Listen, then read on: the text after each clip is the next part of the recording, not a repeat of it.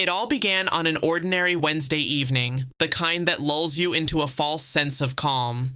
I was sitting in the living room sipping a cup of tea when I noticed something strange.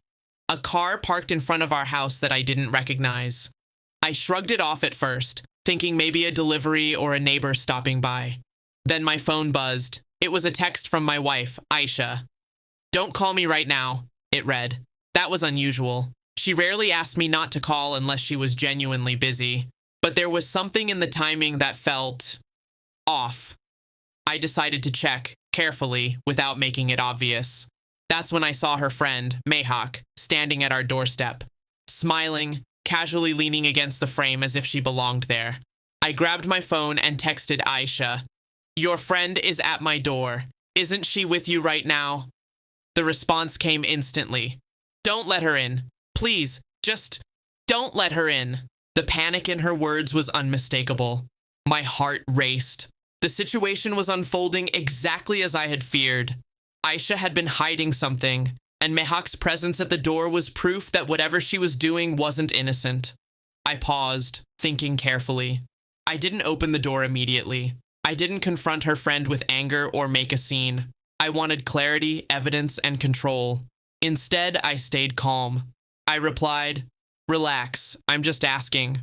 Waiting outside is fine, but don't try to hide anything."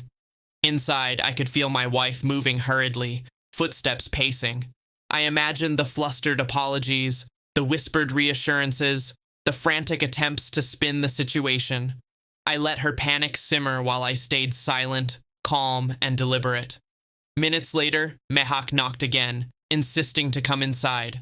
I kept my composure, forcing her to wait on the porch, and sent another message to Aisha. "Talk to her. Now. Don't make me intervene." Her response was frantic, almost pleading. I didn't think it'd get here. Don't let this ruin everything." But it already had. I had been suspicious for weeks. Late-night calls, secretive messages, sudden trips. I had tried to ignore them, hoping for explanations that never came. And now, the evidence was right there on my doorstep. I calmly opened the door, letting Mehak step in, but only after she explained herself. Her answers were clumsy, nervous, and revealing. Aisha tried to intervene, but I stayed in control, asking pointed questions, letting each answer unravel the web of lies. It didn't take long for the truth to come out. Aisha had been hiding an affair, and Mehak was involved in ways I hadn't anticipated.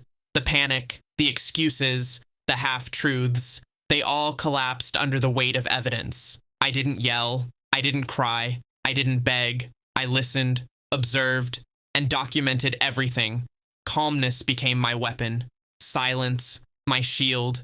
My controlled demeanor exposed their panic and guilt more effectively than any argument could. By the end of the evening, Aisha realized that her attempts to manipulate and hide the truth had failed. The situation that she thought she controlled had completely flipped. She had underestimated my ability to remain calm, patient, and strategic. Over the next days, I prepared my next steps. Legal advice, evidence collection, and clear boundaries became my focus. I ensured that any attempt to manipulate, lie, or twist the narrative would be met with facts, not emotion. Mehak distanced herself after realizing the gravity of the situation. Aisha, confronted with the reality of her actions, had nowhere to hide.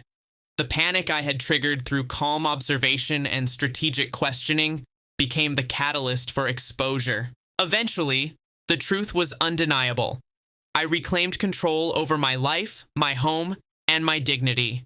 The betrayal had been caught, but the way it unfolded, with patience, composure, and strategy, ensured that I retained power over the situation rather than letting anger or emotion dictate my actions. In the end, the lesson was clear. Panic cannot stand against calm.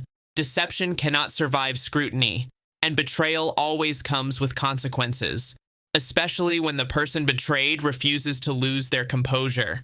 Sometimes the strongest response isn't confrontation, it's quiet control, calculated action, and letting the truth reveal itself while you remain unshaken. By the time the night ended, Aisha and Mehak both realized that underestimating me had been their biggest mistake. I didn't need to yell, I didn't need to fight, I just needed to stay calm, and the consequences did the rest.